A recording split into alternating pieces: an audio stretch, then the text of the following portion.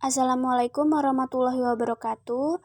Di sini kami akan mempresentasikan hasil diskusi kami yang berupa video dengan materi sistem operasi yang beranggota 5 orang. Yang pertama ada Della Viana Sinta Salsabila dengan NPM 2459201018. Yang kedua ada Siva Kila Romanti dengan NPM 2459201077. Yang ketiga ada Indira Salsabila Putri dengan NPM 2459201111. Yang keempat ada Saskia Tara Aisyah dengan NPM 2459201121. Yang terakhir ada Abdul Alef Al-Azhar dengan NPM 2459201139. Baik, yang pertama saya akan menjelaskan apa itu sistem operasi. Sistem operasi adalah perangkat lunak yang bertanggung jawab untuk mengatur dan mengelola sumber daya perangkat keras komputer seperti CPU, memori, dan perangkat input-output, serta perangkat lunak aplikasi. Sistem operasi bertindak sebagai perantara antara pengguna dan perangkat keras, memungkinkan pengguna untuk berinteraksi dengan komputer tanpa perlu mengetahui rincian teknis perangkat keras. Fungsi utama dari sistem operasi adalah menjadi penghubung antara pengguna dan perangkat keras. Sistem operasi menyediakan antarmuka yang memungkinkan pengguna untuk berinteraksi dengan perangkat keras tanpa perlu mengetahui detail teknisnya, serta mengelola dan mengontrol perangkat keras dan perangkat lunak agar berjalan dengan optimal. Materi selanjutnya saya akan menjelaskan fungsi utama dari sistem operasi, itu ada 5. Yang pertama, manajemen proses. Sistem operasi mengatur eksekusi aplikasi dan program dengan mengelola proses yang berjalan. Ini mencakup penjadwalan proses, pembagian waktu CPU, serta pengaturan eksekusi agar sistem berjalan efisien tanpa konflik. Yang kedua, ada manajemen memori. Sistem operasi mengatur pengguna memori fisik atau RAM dan virtual memory. Ini memastikan bahwa setiap program yang berjalan mendapatkan alokasi memori yang diperlukan dan mencegah terjadinya konflik atau kehabisan memori. Yang ketiga ada manajemen perangkat. Sistem operasi mengontrol dan menghubungkan perangkat keras dengan perangkat lunak. Ini termasuk pengelolaan perangkat input-output atau I/O seperti keyboard, mouse, printer, serta perangkat penyimpanan. Yang keempat ada manajemen berkas. Sistem menyimpan, mengorganisir, dan mengelola berkas atau file di dalam sistem. Ini memungkinkan pengguna untuk membuat, menyimpan, mengakses, serta menghapus file dengan cara yang terstruktur dan efisien. Yang terakhir, ada keamanan. Sistem operasi melindungi data dan pengaturan akses dengan menyediakan berbagai mekanisme keamanan seperti autentikasi pengguna, kontrol akses, serta enkripsi untuk mencegah akses yang tidak sah atau potensi ancaman. Selanjutnya, ada komponen utama sistem operasi. Yang pertama ada kernel, merupakan inti dari sistem operasi yang mengelola sumber daya perangkat keras seperti CPU, memori, dan perangkat input-output. Kernel bertanggung jawab untuk menjalankan proses manajemen memori dan pengendalian perangkat keras. Yang kedua, ada sel antarmuka yang memungkinkan pengguna berinteraksi dengan sistem operasi. Sel dapat berupa baris seperti CLI atau antarmuka grafis dan berfungsi untuk menerima perintah dari pengguna dan mengirimkannya ke kernel untuk diproses. Contoh, sel yang terkenal adalah bash pada Linux dan command prompt pada Windows. Dalam GUI, sel lebih berbentuk aplikasi yang menampilkan antarmuka grafis. Komponen utama sistem operasi: file system dan sistem yang mengatur cara penyimpanan dan pengorganisasian data pada perangkat penyimpanan. File system pengelola file, folder, dan direktori, serta data-data diakses dan diubah. Contoh file system adalah ext4 dan fet3. Yang kedua, driver perangkat. Perangkat lunak yang memungkinkan sistem operasi berkomunikasi dengan perangkat keras tertentu seperti printer atau kartu grafis, bertindak sebagai jembatan antara perangkat keras dan sistem operasi untuk memastikan perangkat dapat berfungsi. Jenis-jenis sistem operasi yang pertama yaitu sistem operasi single tasking. Nah, sistem operasi single tasking ini dapat menjalankan suatu tugas atau proses pada satu waktu. Ketika satu aplikasi atau proses berjalan, sistem harus menunggu hingga proses tersebut selesai sebelum memulai proses lain. Contohnya yaitu sistem operasi pada komputer lama atau beberapa perangkat lunak. Nah, yang kedua ini sistem operasi multitasking.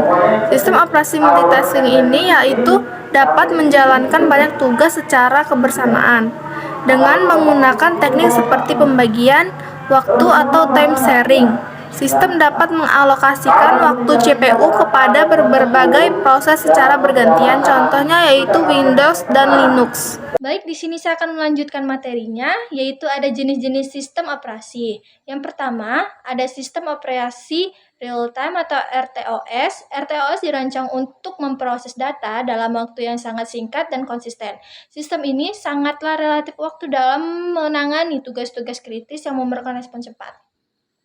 Kemudian, RTOS banyak digunakan dalam aplikasi seperti kendaraan otomatis dan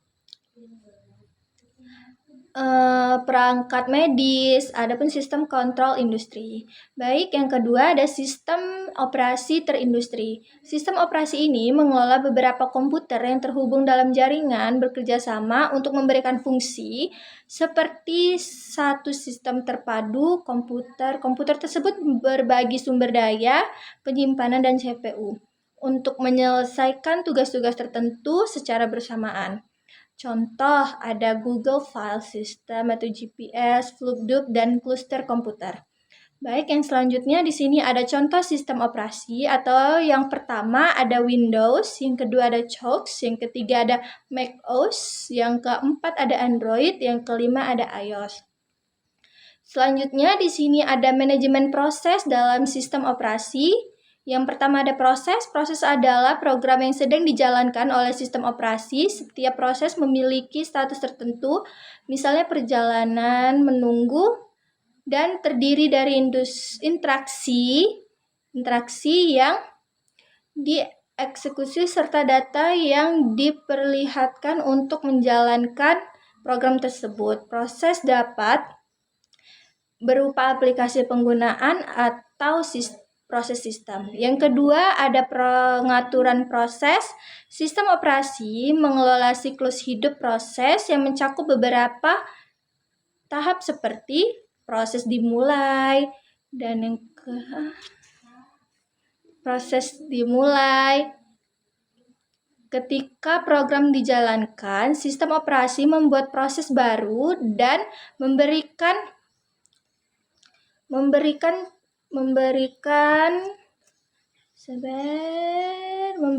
memor serta sumber daya yang diperlakukan. Yang kedua ada proses dijalankan. Proses akan mendapatkan jatah waktu CPU untuk dieksekusi. Yang selanjutnya di sini ada proses dihentikan. Setelah proses selesai atau diberhentikan oleh pengguna atau sistem operasi akan membebaskan Baiklah, saya akan melanjutkan materi selanjutnya. Yang ketiga, scheduling proses.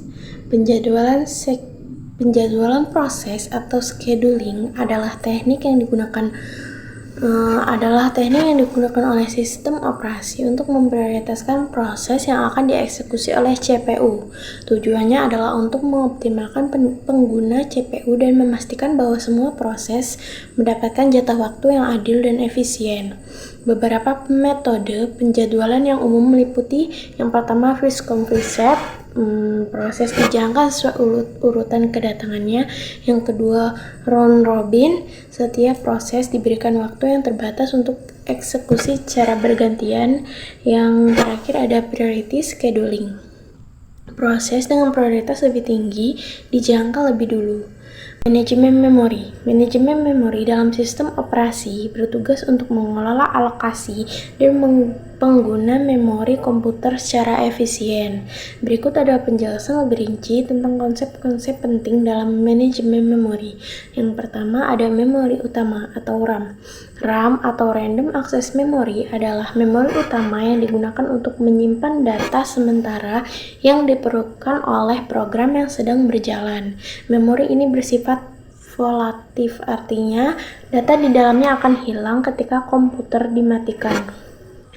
RAM digunakan untuk menampung instruksi dan data yang sedang diproses oleh CPU, sehingga program dapat berjalan dengan cepat dan efisien. Yang kedua ada virtual memory. Virtual memory adalah teknik yang memungkinkan sistem operasi untuk menggunakan sebagian ruang penyimpanan pada hard drive atau SSD atau disk sebagai ekstensi dari RAM. Ketika RAM penuh, sistem akan memindahkan data atau bagian dari proses yang tidak aktif ke ruang penyimpanan di disk, yang dikenal sebagai swap space atau paging file.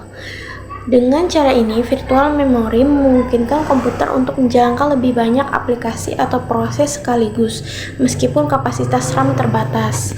Meskipun akses ke data di disk lebih lambat dibandingkan RAM, teknik ini meningkatkan kemampuan multitasking.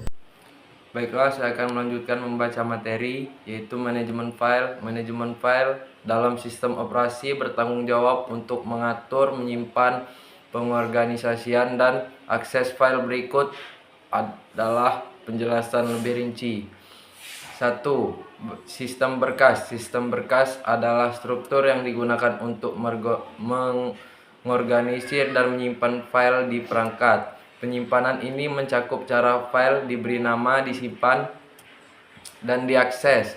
Contoh sistem berkas termasuk NTFS, FAT32, dan ext4. 2. Jenis file. File teks berisi dalam data dalam format teks yang dapat dibaca oleh manusia.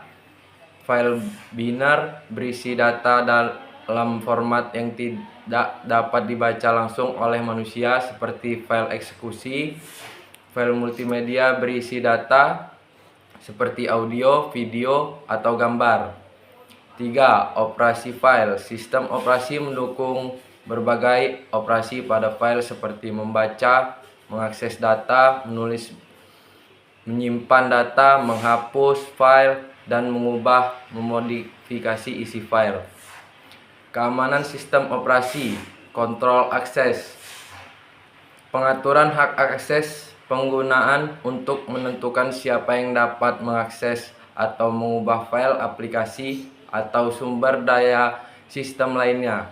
Ini meliputi penggunaan password, izin, file, dan autentikasi untuk memastikan hanya pengguna yang berwenang yang dapat melakukan tindakan tertentu. Ekskripsi, proses mengubah data menjadi format yang tidak dapat dibaca tanpa kunci enskripsi yang tepat. Enskripsi memastikan bahwa meskipun data dicuri atau diakses oleh pihak yang tidak berwenang, isinya tetap tidak bisa dibaca tanpa izin. Firewall dan antivirus. Firewall, sistem yang mengontrol lalu lintas jaringan untuk mencegah akses tidak sah atau ancaman dari luar. Antivirus, program yang mendeteksi, menghapus, dan mencegah perangkat lunak berbahaya seperti virus, trojan, dan ransomware untuk melindungi sistem dari infeksi.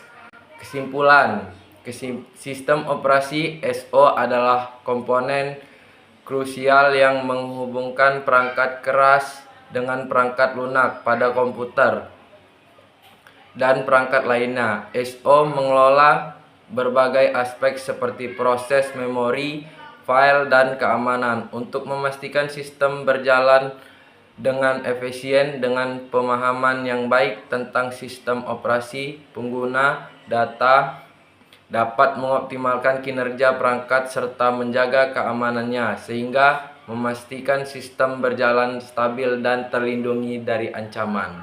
Terima kasih.